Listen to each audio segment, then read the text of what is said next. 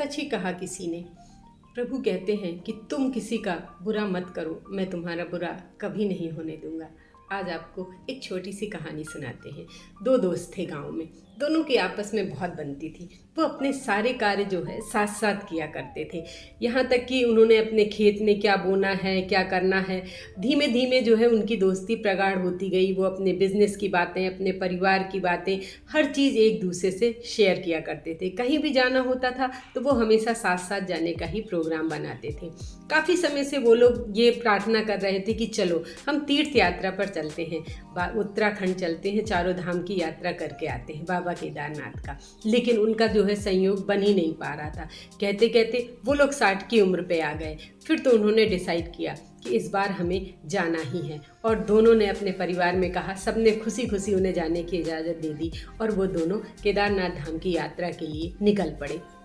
यात्रा कठिन थी। चलते चलते वो लोग क्योंकि ये काफ़ी समय पहले की बात है, इतनी अधिक व्यवस्थाएं नहीं थी, लेकिन प्रभु का नाम लेते लेते बस वो जा रहे थे कि कब हम बाबा के धाम पहुंचेंगे।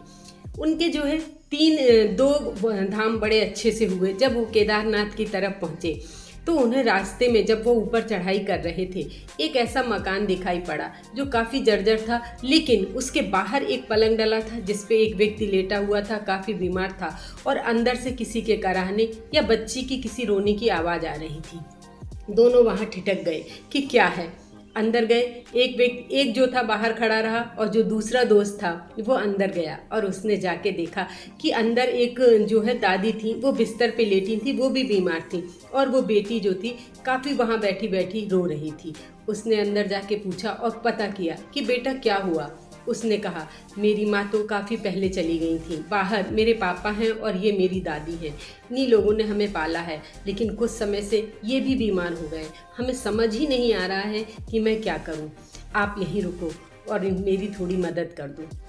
उन्हें कुछ समझ में नहीं आया। वो दोस्त के पास गया। दोस्त ने कहा, नहीं, बारिश का मौसम शुरू होने वाला है, अगर शुरू हो गया तो हम बाबा के दर्शन नहीं कर पाएंगे। तो उसने कहा, ठीक है, तुम जाओ, मैं यहाँ आता हूँ तुम्हारे पीछे से एक दिन बाद से। और वो उसने फिर कुछ खाने का सामान लाया, रात में खाना बनाया, लोगों को खिलाया। जैसे ही उन्होंने खाना खाया, उन्हें थोड़ी ताकत महसूस हुई। अब तो उस बच्ची ने उनका हाथ पकड़ लिया और कहने लगे, आप रुकिए जब तक कि हमारे घर में सब ठीक नहीं हो जाता। उन्हें कुछ समझ में नहीं आ रहा था कि वो क्या करें। यात्रा का समय निकला चला जा रहा था।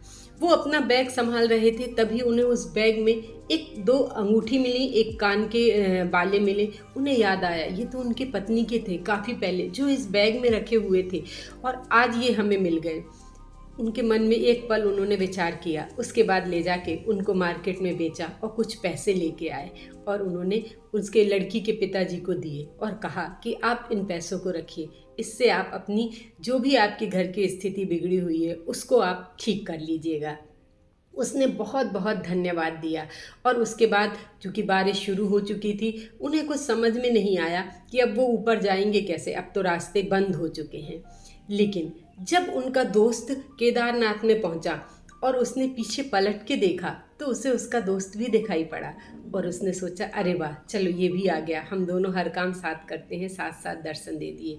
लेकिन वास्तव में वो उसका दोस्त नहीं, वो उसकी आत्मा थी। प्रभु उसे दर्शन दे रहे थे कि देखो, तुमने वहाँ सेवा की और यहाँ हुआ। वो वापस लौट आया, यहाँ ये भी आधे रास्ते से गांव से वापस लौटा, और जब दोनों गांव में मिले तो उसने उसको सारी सच्चाई बताई कि ऐसा हुआ था, इसलिए मैं नहीं आ पाया। तब उसको ये समझ में आया कि प्रभु, आप अगर किसी की सच्चे मन से सेवा कर रहे हैं तो वो व्यर्थ नहीं होता। प्रभु आपको किसी न किसी रूप में कहीं न कहीं आके दर्शन दे ही देंगे। बात सिर्फ विश्वास की है, निस्वार्थ सेवा की है। कहते हैं, आपके द्वारा किया हुआ एक अच्छा कार्य आपको कई गुना अधिक अच्छाइयाँ दे के जाता है, आपके जीवन में कई दुआएं दे के जाता है, आपके ऊपर बहुत सारे आशीर्वाद दे के जाता है। कहानी तो छोटी सी थी, लेकिन फिर भी बहुत कुछ कह गई। अंत में आपसे फिर इतना ही कहना चाहूँगी, रोज़ सुबह उठते ही अपने जीवन में एक छोटा सा लक्ष्य निर्धारित करिए, और शाम तक, जब तक आप उस लक्ष्य को प्राप्त न कर लें, आप अपनी जी जान लगा दीजिए। आप देखेंगे आपका जीवन धीमे धीमे सुधरने लगेगा। फिर मिलेंगे एक नई सोच के साथ।